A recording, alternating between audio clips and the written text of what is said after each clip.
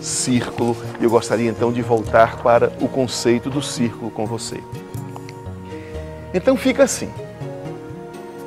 Aqui é a nossa vida, a partir da visão do cristianismo. O trabalho não é uma coisa profana. A vida acadêmica não é uma coisa profana.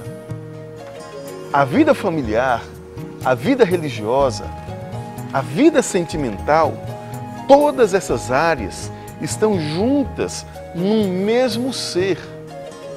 Porque com Jesus nós aprendemos que sagrado não são os lugares, não são os rituais. Sagrada não é a vida do clérigo e muito menos a vida do leigo. Sagrada é a vida como um todo. Essa é uma das grandes verdades libertadoras do cristianismo. Tudo é sagrado, tudo está dentro dessa esfera daquilo que é bom, daquilo que é santo, daquilo que é justo. Nós é que temos dado algumas conotações ruins à vida. Nós muitas vezes temos estragado alguma dessas áreas na nossa existência, às vezes na vida familiar. Às vezes somos desequilibrados no trabalho, na vida religiosa, na vida sentimental. Mas em Cristo nós fomos convidados a um relacionamento que torna a vida inteira e não partida. Essa é a essência do cristianismo. Viver com Deus toda a nossa vida, em todos os aspectos da existência. Não apenas partes da vida, mas toda a vida. Deus nos chama para um relacionamento significativo. Deus é absolutamente pessoal e deseja relacionar-se conosco desta forma.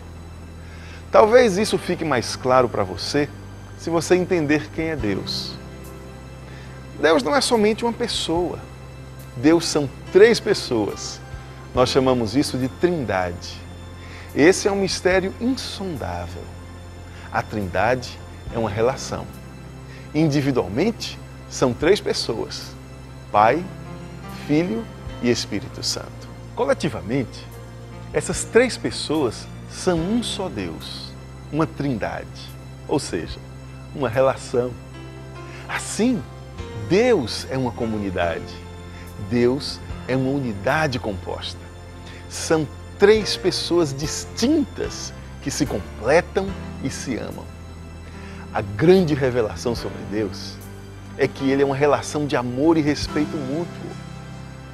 Os antigos criaram uma palavra para descrever essa relação. A palavra é pericorese. Com isso, eles queriam salientar a natureza profundamente relacional da Trindade. Essa palavra foi usada pela primeira vez por João Damasceno, que foi pai da igreja.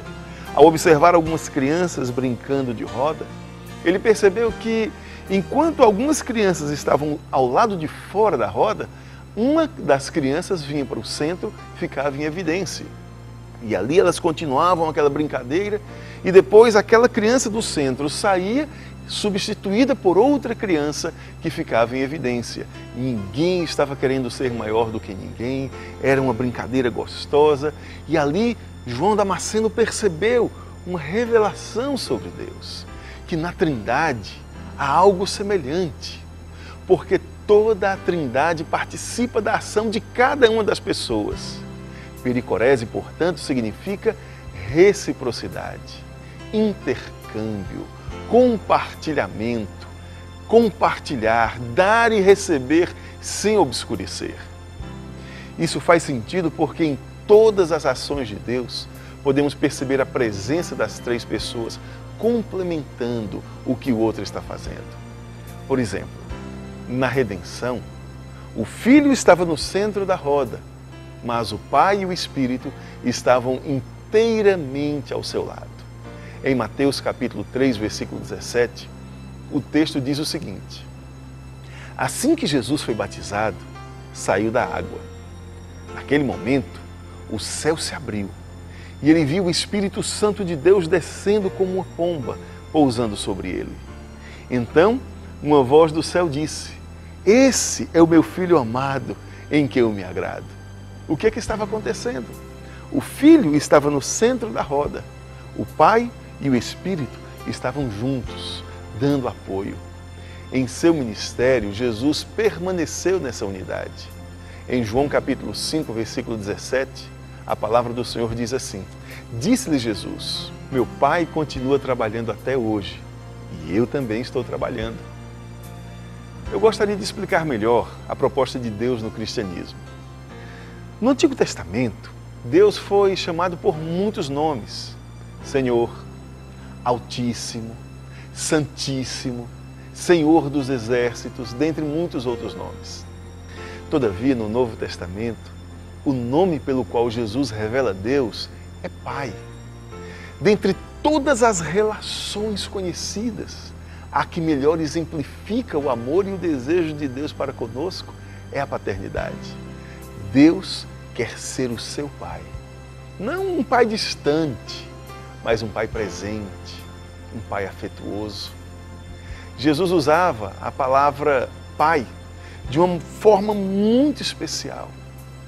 Quando na Bíblia Jesus fala Pai, ele está usando uma palavra aramaica, que é Abba, que pode ser traduzido para o bom português nordestino como painho, paizinho, papai. Entender o coração paterno de Deus significa descobrir os afetos de Deus. Quando nos convertemos a Deus, nos tornamos seus filhos. Isso significa que a partir daquele instante teremos familiaridade com Deus, intimidade, acesso à presença de Deus. O grande desafio do cristão é descobrir-se como filho de Deus e não apenas como criatura. Essa é uma barreira que geralmente nós temos alguma dificuldade para transpor. Nós chamamos Deus de Pai, mas muitas vezes a imagem que vem à nossa cabeça é de um general. Como podemos nos perceber como filhos? Aqui está o coração do cristianismo. Há duas ações que se completam para isso. A primeira é o desejo de tornar-se filho. Você precisa entregar a Ele a sua vida. E eu não estou falando de uma religião, eu estou falando de um relacionamento pessoal com Ele, independente de qualquer agremiação religiosa. Por que nós precisamos entregar a Ele as nossas vidas? Por causa do nosso livre-arbítrio.